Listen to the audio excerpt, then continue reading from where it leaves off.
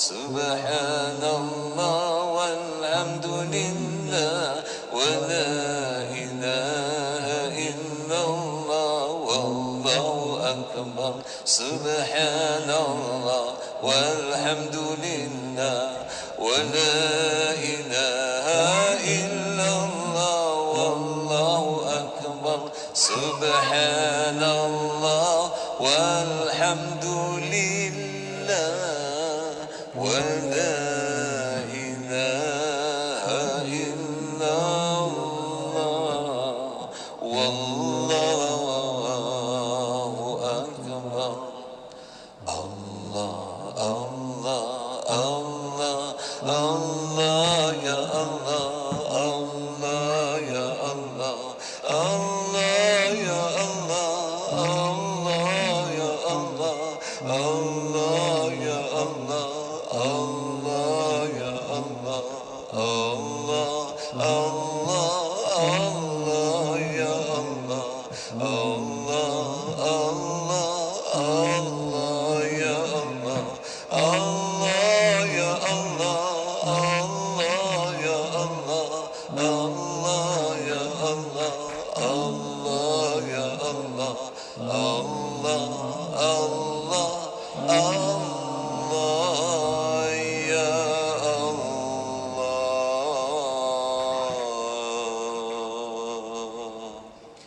الله الله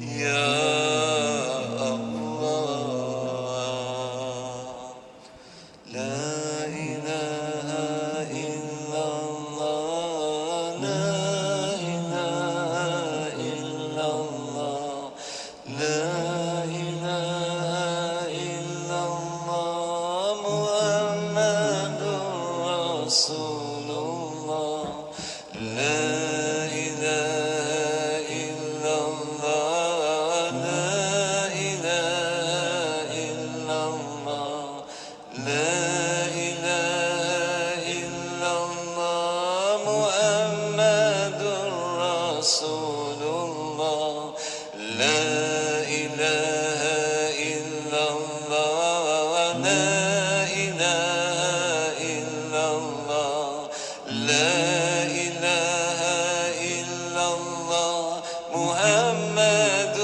رسول الله يا الله يا الله يا الله يا الله يا الله يا الله يا الله يا الله يا الله يا الله يا الله يا الله يا الله يا الله يا الله يا الله لا إله إلا الله لا إله إلا الله لا إله إلا الله محمد رسول الله يا الله يا الله يا الله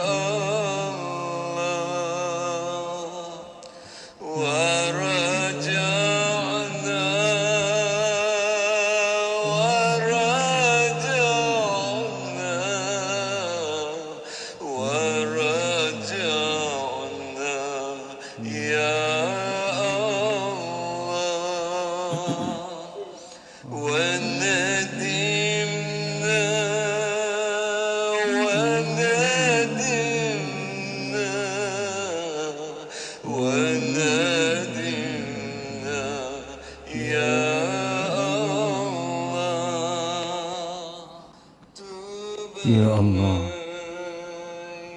kami bertaubat kepadamu ya Allah. Ya Allah, kami bertaubat kepadamu ya Allah. Ya Allah, kami kembali kepadamu.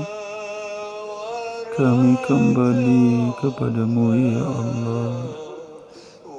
Ya Allah, kami kembali kepadamu ya Allah. Ya Allah, kami menyesal ya Allah. Kami menyesal ya Allah. Kami menyesal atas sekalian perbuatan kami ya Allah.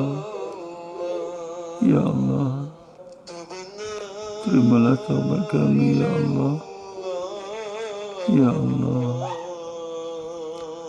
terimalah kami kembali kepadamu ya Allah. Ya Allah, terimalah kami menyesal kepadamu ya Allah atas segala perbuatan kami ya Allah.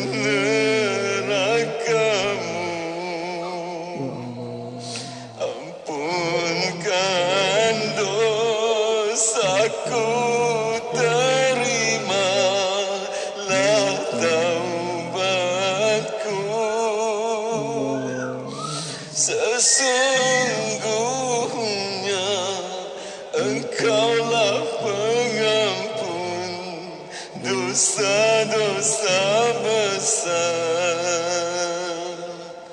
dosa-dosaku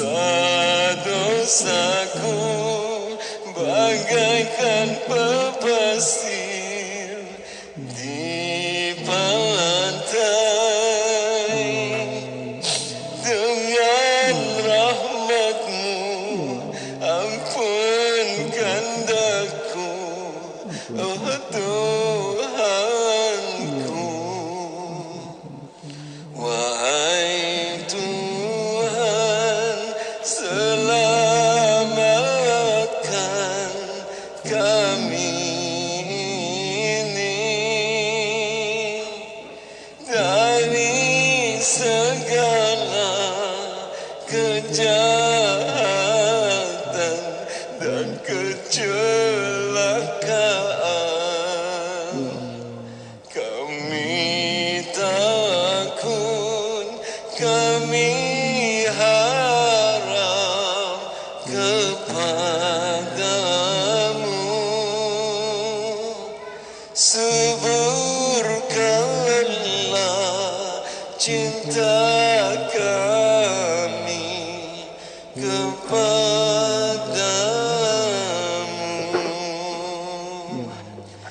Kamilah hamba yang mengharap belas darimu. Wassallallahu. Allahumma inna nas'aluka ilman nafi'a wa rizqan tayyiba wa amalan mutaqabbala. Allahumma 'allimna ma yanfa'una wa anfa'na bima 'allamtana wa zidna 'ilma. Allahumma ya mu'allima Ibrahim 'allimna, ya mufahhima Sulaiman fahimna. Subhanaka la 'ilma lana illa ma 'allamtana innaka antal 'alimul hakim. ولا حول ولا قوة إلا بالله العلي العظيم. إلهنا أنت مقصودنا ورضاك مطلوبنا. أعطنا محبتك ومعرفتك. وصلى الله على سيدنا محمد وعلى آله وصحبه وسلم. والحمد لله رب العالمين. Alhamdulillah Rabbil Alamin. Muslimin dan muslimat rahimakumullah. Assalamualaikum warahmatullahi wabarakatuh. Alhamdulillah, syukur kita pada Allah Ta'ala. Dengan limpah kurnia taufik dan hidayatnya telah diperkenankan kita untuk bersama-sama dalam pengajian petang ini dalam membicarakan tentang bab fardu ain. Tuan-tuan dan puan-puan semua, apa khabar? Alhamdulillah, mudah-mudahan Allah panjangkan umur dalam sihat walafiat, ditanamkan iman dan taqwa, dibukakan pintu ma'rifat, dimatikan semua kita dalam husnul khatimah, dan ditemukan kita dengan Rasulullah sallallahu alaihi wasallam. Allahumma amin ya rabbal alamin. Alhamdulillah, tuan-tuan dan puan-puan rahimakumullah, dalam pengajian kita semalam kita telah membicarakan tentang bagaimana kita menghadapi seseorang yang sedang menghadapi sakratul maut, iaitu dengan kita mengajarkan dia untuk bacakan kalimat tauhid la ilaha illallah, dan demikian juga kita bacakan Yasin di sisi dia untuk memudahkan dia menghadapi sakratul maut. Mudah-mudahan roh dia tu dia cabut dengan penuh lemah lembut Allah Ta'ala dan diselamat daripada gangguan-gangguan syaitan. Sebab apabila seseorang nak meninggal dunia, itulah masa syaitan memanggil semua bala tentera dia. Kerana dia tahu orang ni lepas dia mati dah tak boleh nak goda lagi. Jadi ini the last chance untuk syaitan nak goda dia. Jadi syaitan dia akan panggil semua bala tentera dia pada dua waktu. Dua waktu tu bila? Satu, yang pertama ialah apabila seorang kafir nak memeluk agama Islam, syaitan akan datang dan goda dia dan dipanggil bala tenteranya supaya mempengaruhi orang ini supaya jangan masuk Islam. Dan kalau sekiranya orang nak mati pula, dia orang Islam yang nak mati, meninggal, maka dipanggil semua bala tenteranya untuk supaya menggoda orang ni supaya mati dalam kafir, mati dalam kufur, mati dalam syirik. Na'udzubillah min zalik. Dan ada kalanya syaitan itu dia akan datang menyerupai rupa ibu kita, dan dia akan berkata, wahai anakku, akulah ibumu, Akulah yang menyusukan kau dari kecil. Engkau matilah dalam agama Nasrani, kerana itulah agama yang benar.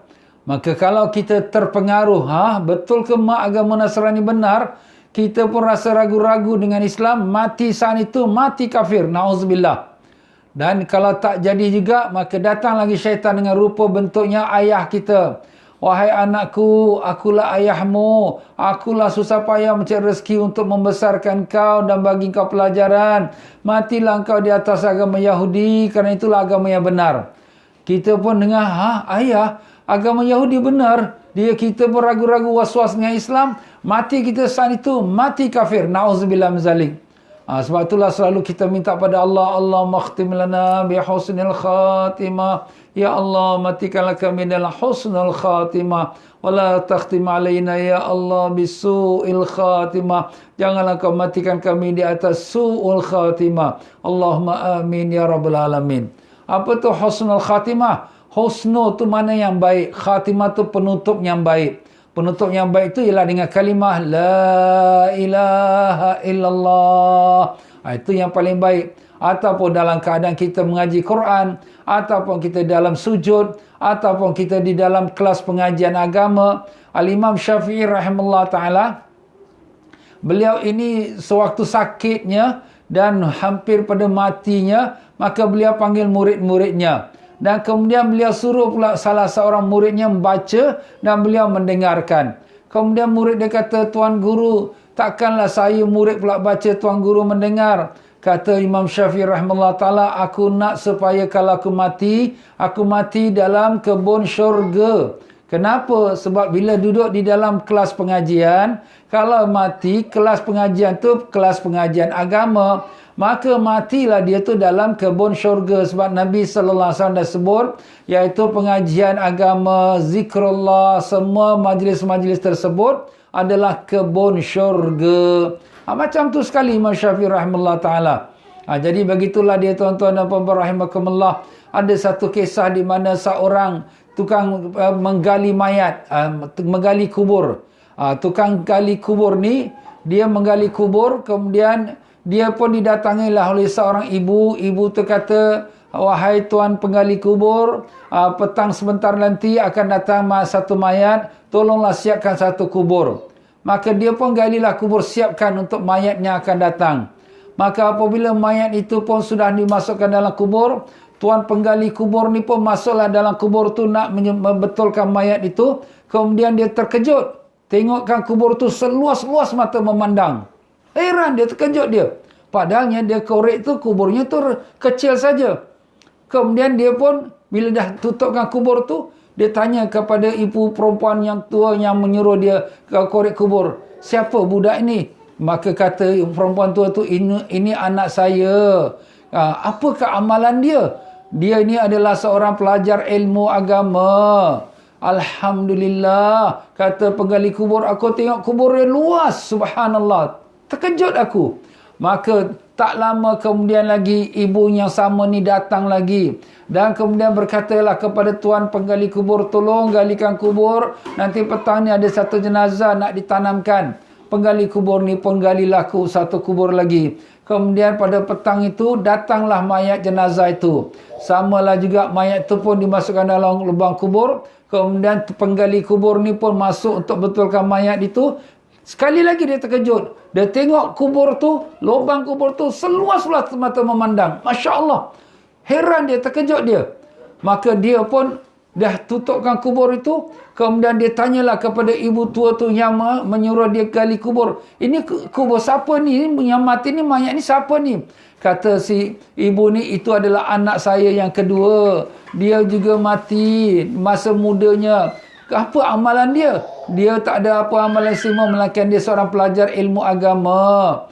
Maka berkatalah orang penggali kubur ni, kalau macam tu, aku pun nak pergi belajar agama. Dia tinggalkan kerja dia itu dan dia pun pergi belajar agama. Dan sampai dia pun jadi alim pula, Masya Allah. Dan sangat masyhurlah cerita dia. Ini perkara berlaku di Damascus, di ibu negerinya Syria. Ya, begitulah tuan-tuan dan puan-puannya, kita duduk dalam majlis ilmu ni, kita duduk dalam majlis kebun syurga. Andai kata kita mati dalam majlis ini, kita mati dalam kebun syurga. Andai kata kalau kita ada niat azam nak datang, nak ikut, nak mendengarkan pengajian agama, walaupun kita di rumah, walaupun kita di pejabat, hati itu sudah letak niat dah, aku nak pergi nanti petang ni nak dengar pelajaran agama. Maka kita punya perjalanan kita, kalau mati kita, matilah kita dalam fi sabilillah. Kerana Nabi SAW telah bersabda, man kharaja fi talabil ilmi fahuwa fi sabilillah. Siapa yang keluar untuk nak menuntut ilmu, maka dia keluar jalan Allah. Maka siapa yang keluar jalan Allah, dia di dalam syurga Allah. Allahumma ja'alna minhum, ya Allah, jadikanlah kami daripada kalangan mereka itu.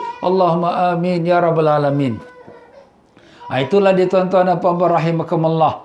Jadi begitulah dia para jemaah sekalian, ya, kita di dalam masa kita menghadapi orang yang sedang sakit, yang sedang nazak. Nah, kita pun dah nampaknya dia pun dah nampak macam tengah nazak, ya, nafas dia pun cungap-cungap, dia punya kaki dia pun dah mula sejuk, ya. Sebab roh tu ditarik pada mula kaki dia, ditarik. Jadi apabila roh sudah ditarik pada kaki, maka darah pun dah tak mengalir di kaki dia, maka kaki dia pun menjadi sejuk, ya. Sampailah dia sampai ke lutut, sampai ke peha, sampai ke dada, dan kemudian terus roh tu meninggalkannya. Apabila roh tu keluar, maka mata kita ni akan melihat roh kita. Maka dengan sebab itulah orang yang meninggal tu, mata dia terbeliak tengokkan ke roh dia, meninggalkan dia.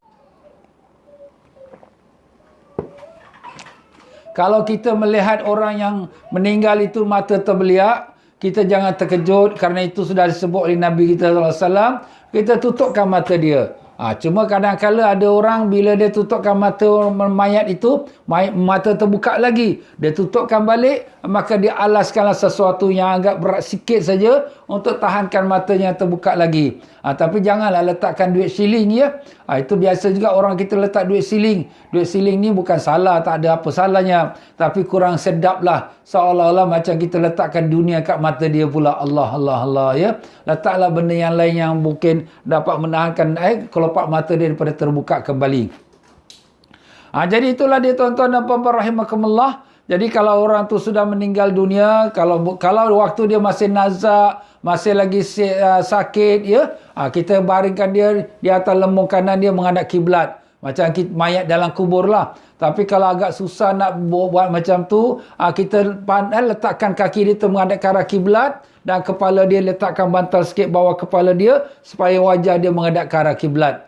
Begitulah dia tuan-tuan, ya, anak-anak, adik-adik, keluarga semua, yang ada kat tepi-tepi tu, bacakanlah Yasin supaya memudahkan dia untuk dia berangkat rohnya meninggalkan jasadnya. Jadi kalau kita baca Yasin pun mudah-mudahan tak adalah gangguan syaitan, ya. Jadi tak adalah syaitan mengganggu orang yang nak meninggal itu dengan godaan-godaannya.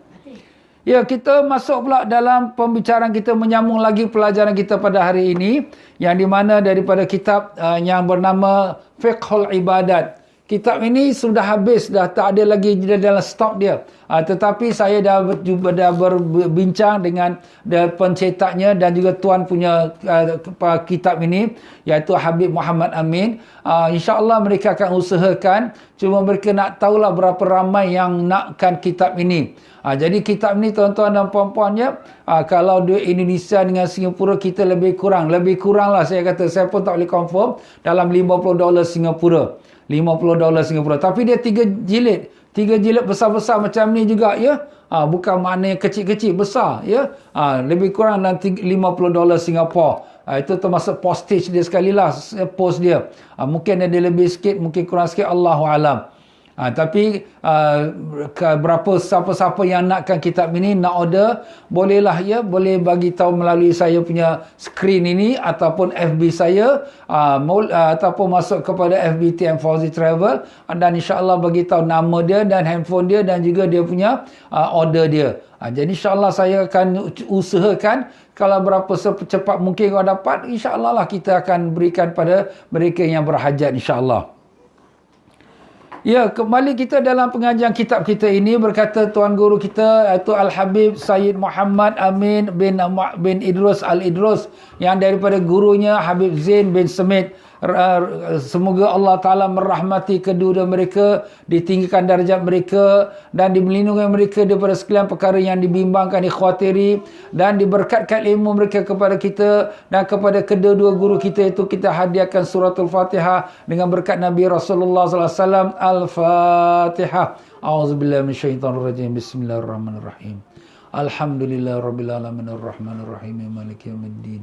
Iyyaka na'budu wa iyyaka nasta'in ihdinas siratal mustaqim. Siratal ladzina an'amta 'alaihim ghairil maghdubi 'alaihim waladdallin.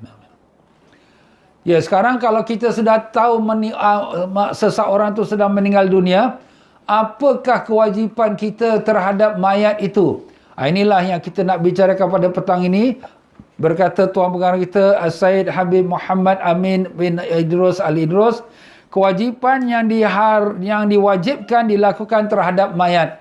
Apakah kewajipan yang diwajibkan kita lakukan pada mayat? Kewajipan yang diwajibkan dilakukan pada mayat adalah 4 perkara. Pertama, memandikan mayat. Kedua, mengkafankan mayat. Ketiga, mensolatkan mayat, solat jenazah lah.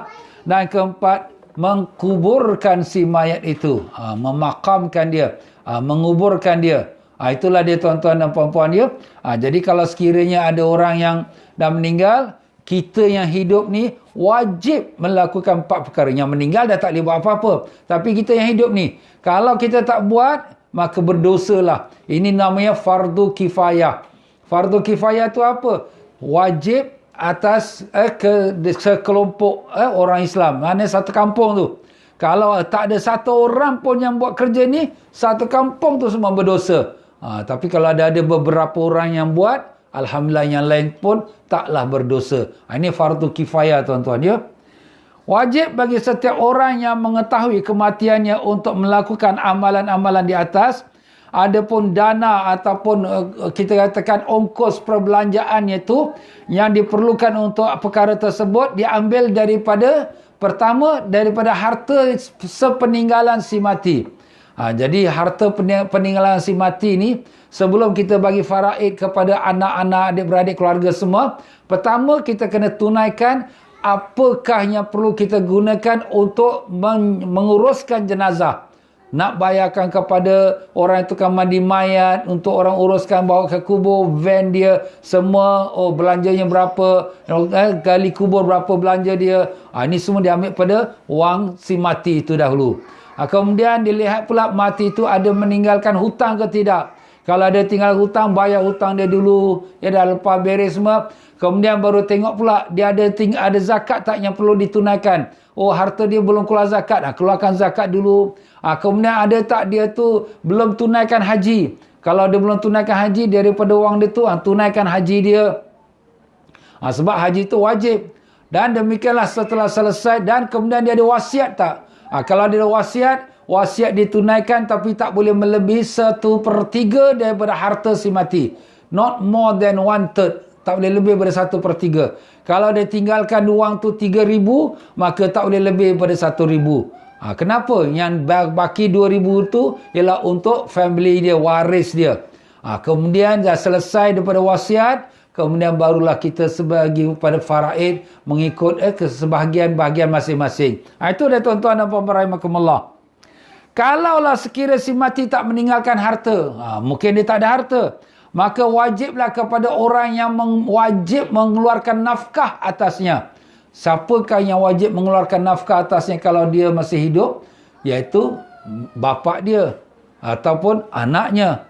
Jadi orang-orang ini yang wajib mengeluarkan dana atau perbelanjaan untuk menguruskan si mayat. Kalau bapa dia masih hidup, bapa dia pun ada duit. Kalau tak ada, anak dia pula. Kalau tak ada, abang dia, adik-beradik dia. Sebab ini semua kira waris ni. Kalaulah sekiranya tak dapat juga daripada waris, maka diambil daripada tempat wakaf untuk jenazah. Ada sebahagian negeri, ada sebahagian masyarakat Islam kita baik, dia ada buatkan khairat kematian. Jadi kalau ada salah satu orang kampung tu meninggal, ada khairat kematian tu. Diambilkan dari situ untuk buat belanja. Kalau tidak adalah tempat yang wakaf atau khairat kematian itu, maka dia ambil daripada Baitul Mal. Baitul Mal wang negara lah. Jadi kalau kita negara Islam dia ada Baitul Mal. Tapi kita di negara Singapura ni mungkin pihak MUIS lah ya. Ada Baitul Mal juga ya pihak MUIS tu ya. Dan demikianlah juga negara-negara yang lain ya ada Baitul Malnya. Kalau Baitul Mal pun tak ada, mungkin kita bukan negeri orang Islam, ke kat Eropah ke kat Amerika ke macam mana ni. Maka diambil daripada orang kaya Muslim. Orang kaya Muslim dalam negeri ni siapa? Oh, si Polan ni kaya ni. Mintalah bantuan ni. Ni mayat ni nak dikebumikan. Kalau ada orang kaya. Macam mana ukuran orang kaya itu? Adapun definisi orang kaya dalam masalah ni iaitu seorang yang memiliki nafkah yang cukup untuk masa hidupnya selama 1 tahun. Kita ada duit banyak. Berapa? Ada 20,000. 20,000 cukup tak untuk 1 tahun? 1 tahun cukup lah. 12,000 cukup lah. 1 bulan 1,000 belanja. Ini kita kira sederhana lah. Jadi ada duit. Jadi maknanya boleh lah dibantu. Itu dikira orang kaya lah tu. Ya, apabila dia simpanannya melebihi keperluannya untuk 1 tahun, maka dikeluarkanlah belanjaan itu daripada si orang kaya itu. Ini kita cuma berikan dia punya tertib lah ya. Pertama daripada harta dia. Kedua daripada orang yang wajib memberi nafkah pada dia. Kalau sekiranya harta dia tak ada, maka ambil pada orang yang wajib memberi nafkah padanya. Maknanya waris dia. Dan ketiganya kalau tak ada juga, daripada khairat kematian. Kalau tak ada juga daripada Baitul Mal. Kalau tak ada juga daripada orang kaya Muslim yang dalam negeri tersebut. Ya. InsyaAllah lah ya. Ini sudah pergi jauh lagi. Kalau tak ada juga, maka orang masyarakat lah kumpul untuk nak berikan bantuan kepada menguruskan mayat tersebut. Perincian hukum dari perkara yang wajib dilakukan terhadap mayat. Ini secara detail sikit. Apa dia? Jika sang mayat seorang yang Muslim dan bukan mati syahid dan bukan selain janin tu baby yang keluar yang di mana belum nampak bentuk tubuh badannya, maka wajib dilakukan untuk mayat tersebut 4 perkara. Wajib. Siapa yang wajib? Atas orang yang hidup. Wajib 4 perkara. Dimandikan, dikafankan, disolatkan dan dikebumikan. Wajib dilakukan. Siapa dia? Orang Muslim yang bukan mati syahid. Kalau mati syahid itu cerita lain. Dan bukan janin yang tak berbentuk tubuh badan. Janin tu mana baby. Baby yang belum lagi berbentuk tubuh badan. Seketul daging lah kita kata. Bukan itu juga. Maknanya orang Muslim yang biasa yang normal lah ya. Bukan mati syahid. Maka itulah wajib atas kita 4 perkara. Jika sang mayat seorang Muslim dan mati syahid. Macam mana pula hukum dia? Kalau orang mati syahid Ustaz, orang mati syahid hukumnya pertama wajib dikafankan dan wajib dikebumikan. Haram disolatkan dia. Ustaz, kenapa pula haram solat? Ya, itulah dia Rasulullah SAW buat. Jadi orang yang mati syahid di zaman Nabi tidak dimandikan ya, terus dikafankan. Mandi pun tidak, ya, terus dikebumikan. Tak disolatkan pun. Tak dimandikan dan tidak salat. Kenapa tak dimandikan dan tidak ada salat? Kerana syarat sahnya salat jenazah, mayat mesti dimandikan dahulu. Kalau mayat tak dimandikan, tak boleh kita salatkan jenazah dia. Yelah, itu kalau sekiranya dalam keadaan normal lah. Kalau dalam keadaan darurat, ya, di mana tempat tak ada air, maka kita tayamumkan dia. Pun boleh lah, ya. Itu dia tuan-tuan, ya. Dan demikian juga kerana orang yang mati syahid telah mendapat pengampunan Allah. Titisan darah dia yang pertama belum kena bumi, Allah dah ampunkan semua dosa dia. Itu kelebihan orang mati syahid. Jadi kita ni solat ni sebenarnya kita nak doakan dia minta dapatkan pengampunan Allah. Tapi nak minta pengampunan Allah, dia sudah diampunkan pun kerana dia mati syahid. Jadi keperluan untuk solat tu tidak ada. Dan tak dimandikan dia. Kenapa? Kerana apabila nanti besok dibangkitkan di Yaumul Qiyamah dengan bekas-bekas darah di badan dia itu akan menjadi lebih wangi daripada bau kasturi. Lebih wangi daripada bau sekelem minyak wangi. Masya Allah. Jadi bila dia bangun daripada kubur dia dengan darah-darah, masih lagi darah mengalir macam dia baru dibunuh pada semalam. Padahal dia dah mati syahid dah 1000 tahun mungkin. Tapi itu kelebihannya. Jadi darahnya masih lagi ada dan badan dia pun tak dimakan oleh bumi. Orang mati syahid tak dimakan oleh bumi. Jadi dibangkitkan Yaumul Qiyamah dengan badan dia berdarah, orang pun tengok, wah dia ni orang mati syahid lah. Sebab tu kita tak mandikan dia.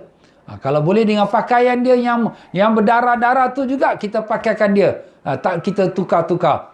Cuma kalau kita nak pakaikan dengan kain kapan yang lain, kita tutup di atas dia saja. Itulah dia tuan-tuan ya. Itu orang yang mati syahid ya. Jika yang mayat tu orang kafir, bukan Islam, maka hukumnya boleh dimandikan. Mana haruslah. Kalau kita nak mandikan tu bolehlah ya. Dan wajib untuk kita kafankan dia. Kita orang Islam ni kesian pula, orang kafir ni kesian. Kita kafankan dia, tutupkanlah badan dia tu, ambil kain ya. Dan dimakamkan dia. Dimakamkan tu dikuburkan dia lah. Kalau dia kafir zimmi. Kafir zimmi tu maknanya apa? Kafir yang duduk dalam negeri Islam. Sebab kita ni orang Islam, ada ihsan. Dia duduk dalam negeri kita, dia meninggal. Tak ada saudara mara, tak ada siapa nak tolong dia. Jadi kita uruskan. Tapi kalau ada saudara mara dia yang uruskan, itu terserahlah. Itu saudara mara dia uruskan. Ni kita nak bagi tahu itu orang yang kita katakan sendirian. Tak ada saudara mara, dia datang berdagang ya ke tempat negara kita, negeri kita ni orang yang Islam pun ada. Dia dah meninggal, kesian dia, tak ada siapa tolong dia. Itu hukum dia lah. Kalau orang yang mati tu orang kafir dan dia duduk dalam negeri Islam ya. Dan haram untuk kita solatkan dia, haram. Dah dia orang kafir, macam mana kita nak solatkan dia? Sebab tu kita ni pesan anak-anak kita semua. Korang ni semua salat, jangan tak salat. Nak tunggu orang salatkan kau. Ustaz, macam mana orang salatkan dia? Dia mana meninggal lah. Jangan nak tunggu sampai nak meninggal nanti. Nanti orang nak kau meninggal, orang salatkan kau pula. Maaflah tuan-tuan, kita cakap di beradik aja lah ya. Jadi kita ingatkanlah diorang. Salatlah kamu sebelum kamu disolatkan. Itu satu-satu kata-kata yang untuk beri peringatan kepada anak-anak muda kita. Jangan hayal dengan dunia saja ya. Maaflah tuan-tuan ya.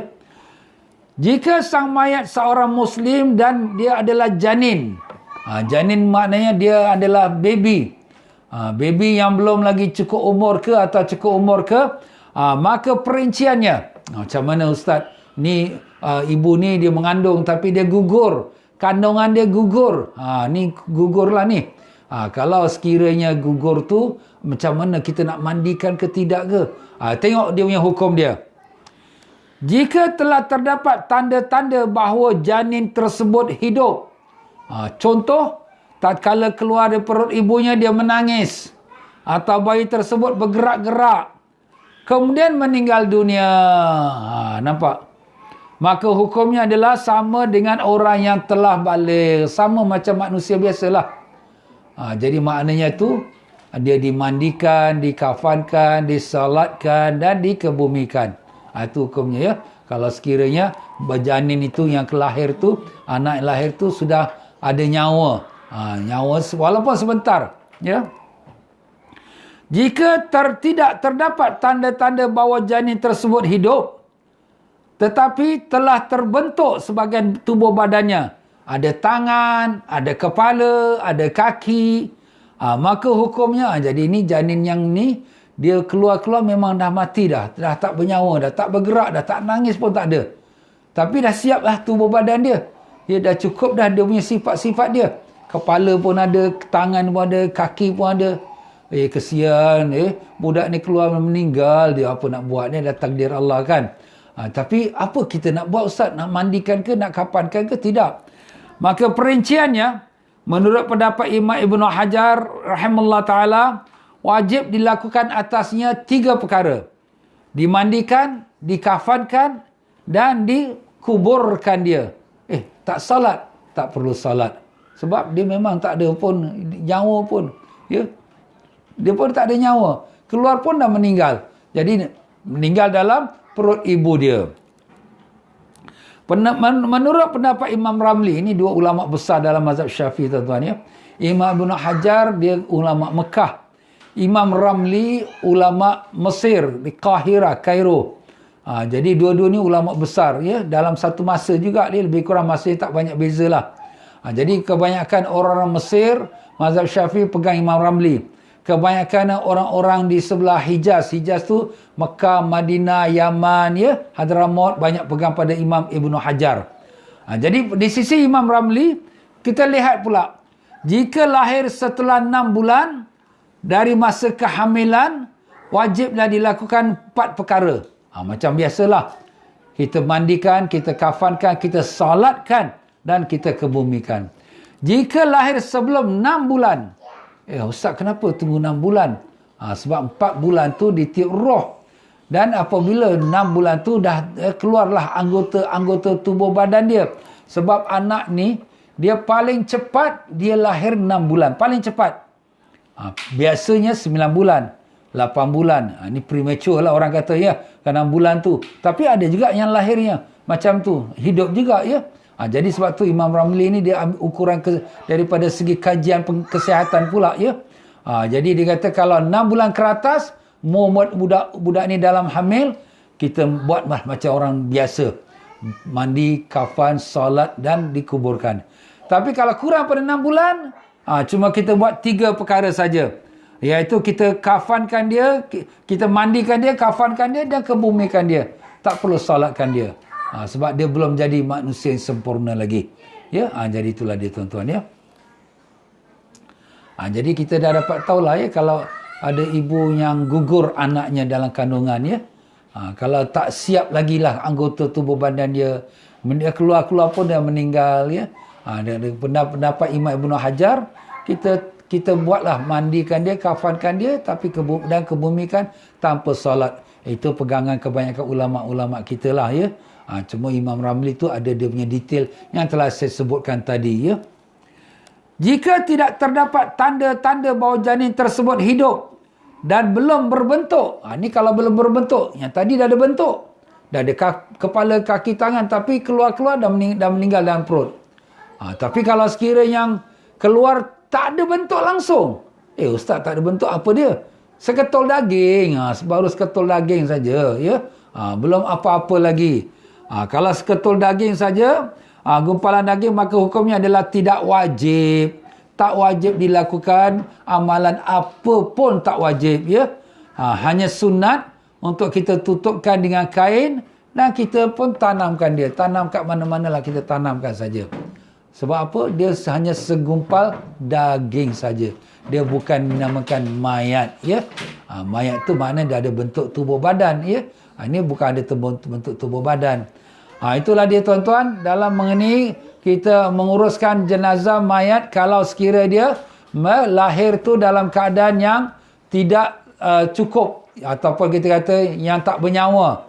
Kalau yang bernyawa dah kita buat macam orang biasa. Yang tak bernyawa kalau cukup sifat tapi tak bernyawa, ada khilaf ulama yang kita sebut tadi. Tapi kalau tak ada sifat, maknanya tak ada kepala, tak ada kaki, segumpal daging saja, maka kita tanamkan saja. Kita tutupkan dengan kain, kita tanamkan. Nak mandikan pun tak ada anggota dia. Nak salatkan pun dia bukan mayat lagi. Jadi kita tutupkan dia dan kemudian kita kebumikan dia saja. Allahu a'lam. Faedah. Perbezaan pendapat antara ulama mengenai hukum perempuan yang meninggal dunia dalam keadaan hamil, sedangkan bayi di dalam kandungannya masih hidup. Ini ibu yang mengandung meninggal, tapi baby kat dalam kandungan dia hidup. Mana ustaz kita tahu baby dia hidup? Ini pengesahan dari doktor lah. Doktor yang mengesahkan. Dengar denyut-denyut baby ni kat dalam perut ni. Macam mana? Maka dari pendapat alim ulama dalam masalah ini ada khilaf. Al-Imam Syafi'i dan Imam Abu Hanifah rahimahullah ta'ala, semoga Allah merahmati mereka berdua, maka mengatakan ibu ini perutnya dioperate, dipotong. Kenapa nak keluarkan baby? Baby hidup. Kenapa kita nak tanam dengan baby sekali? Itu pendapat Imam Syafi'i dan juga Imam Abu Hanifah. Ulama kita tuan-tuan ya, walaupun dah 1300 tahun dululah ya, belum ada teknologi lagi. Tapi mereka yang fikiran tu panjang jauh. Kalau sekiranya seorang perempuan hamil meninggal dunia, baby masih dalam perut dan hidup, macam mana nak buat? Mereka dah buatkan fatwa dah. Kita potong perut ibunya, ibu dah meninggal lah. Potong perut ibu dia, keluarkan babynya. Nah kemudian kita selamatkanlah baby tu. Ibunya kita kebumikan macam orang biasalah. Dimandikan, dikafankan, disolatkan dan dikebumikan. Menurut pendapat Imam Ahmad bin Hanbal, mazhab Hanbali, maka katanya tidak boleh dibelah. Kenapa tak boleh dibelah pula? Kerana membelah perut itu menyakiti mayat. Menyakiti mayat. Nampak tuan-tuan? Jadi Nabi mengatakan, janganlah kamu, hendaklah kamu berbaik ataupun kita perlahan-lahan, lemah lembut dengan mayat bila kita mandikan mayat. Jangan kasar-kasar. Kerana dia merasakan kesakitan seperti mana seorang yang hidup merasakan kesakitan. Itu tuan-tuan ya. Lepas tu kita kalau yang mandikan mayat ni, jangan kasar-kasar dengan mayatnya, lemah lembut ya. Sebab apa? Dia rasa tuan-tuan apa yang kita orang hidup sakit, dia pun rasa sakit juga. Baiklah, orang yang mati syahid. Orang yang mati syahid terbagi pada 3 bahagian. Ada nama syahid dunia dan akhirat. Syahid dunia dan akhirat. Macam mana pula nama syahid dunia akhirat? Dunia dia dihukumkan syahid. Jadi tak dimandikan. Dan tidak disolatkan. Ya, kemudian kita kafankan dia dan kita kebumikan dia. Itu syahid dunia. Dan syahid akhirat. Kerana dia berjuang fi sabilillah, ikhlas kerana Allah, dia mendapat pahala syahid di sisi Allah Ta'ala. Itu syahid dunia, syahid akhirat. Jadi untuk kita orang yang hidup, kita uruskan jenazah orang mati syahid ini, cuma 2 perkara saja kita buat. Mana kita kafankan dia dan kita kebumikan dia. Itu untuk orang mati syahid dunia, syahid akhirat. Orang yang mati syahid dunia, tapi tidak syahid akhirat. Siapa pula tu? Orang yang pergi perang sabilillah, dia pun mati. Orang hukum dia mati syahid sebab perang sabilillah.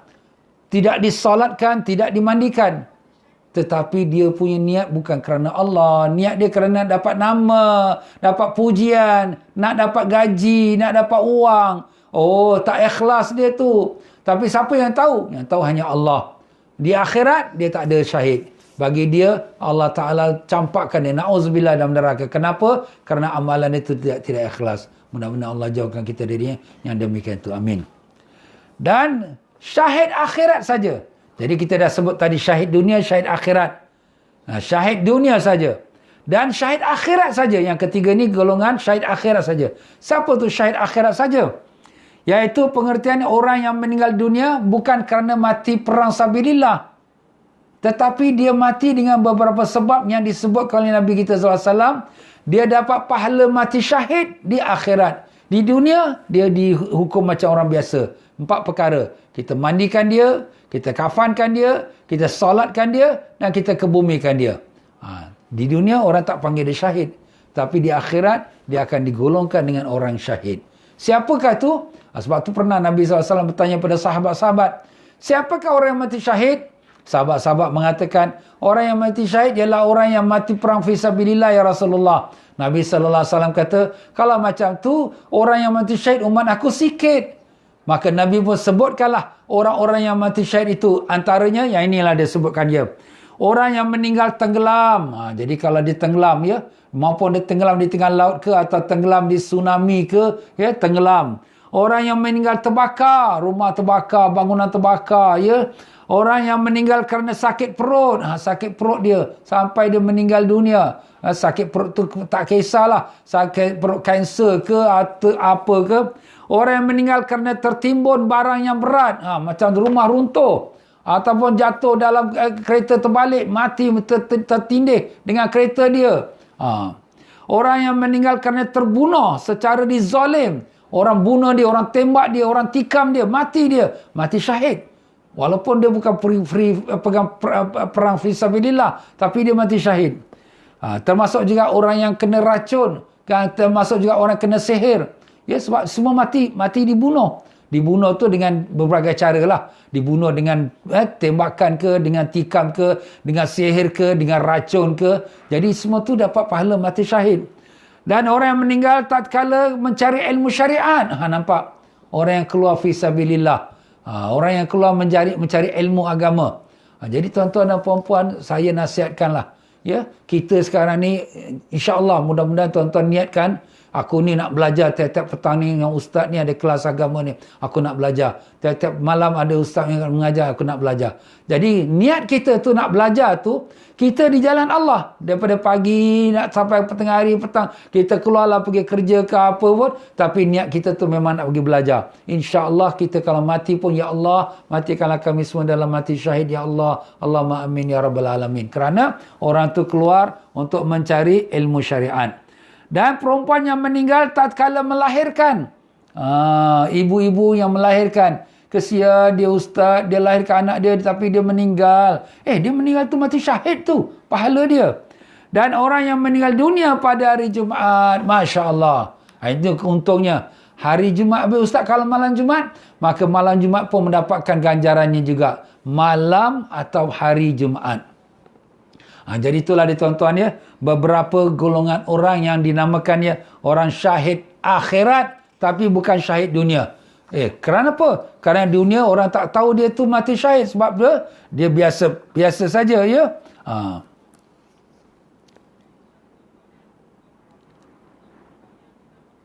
Syarat orang yang dapat pahala mati syahid dunia akhirat, syaratnya ialah sebab peperangan fi sabilillah. Kalau sekarang orang-orang pergi perang ni, maaf tuan-tuan ya, dia bunuh orang Islam. Dia bunuh orang-orang yang tak berdosa, yang tak salah. Dia bom sana, bom sini. Ini bukan sabilillah ni. Ini bukan mujahid. Ini mujahat. Jahat kau ni. Maaf tuan-tuan ya. Ini sekarang pahaman ekstrim ni. Maaflah, ini terorisme. Dia mengambil hukum-hukum agama, tafsir sendiri. Sebab tu kita belajar agama tentang biarlah betul-betul dengan para asatizah, ustaz-ustaz kita yang berpegang pada pegangan Ahlus Sunnah wal Jamaah. Itu saya tekankan, Ahlus Sunnah wal Jamaah. Kalau tidak, anak-anak kita yang belajar dengan maaf-maaf kata setengah-setengah ustaz-ustaz yang fahaman ekstrim, dia ambil pada Quran hadis juga. Quran hadis, tapi tafsiran dia. Bukan tafsiran ulama kita. Tafsiran dia. Akhirnya, kita bunuh orang. Kita perang. Ini semua kita kena jihad. Ya Allah, orang tak bunuh kau, orang tak kacau kau, apa yang kau kacau orang ni? Yang kadang dia bunuh pun orang Islam pula. Itu syaratnya. Mestilah peperangan fi sabilillah. Peperangan dengan orang yang kafir. Bukan peperangan dengan orang Islam. Ya. Itulah dia beberapa syarat untuk mati syahid.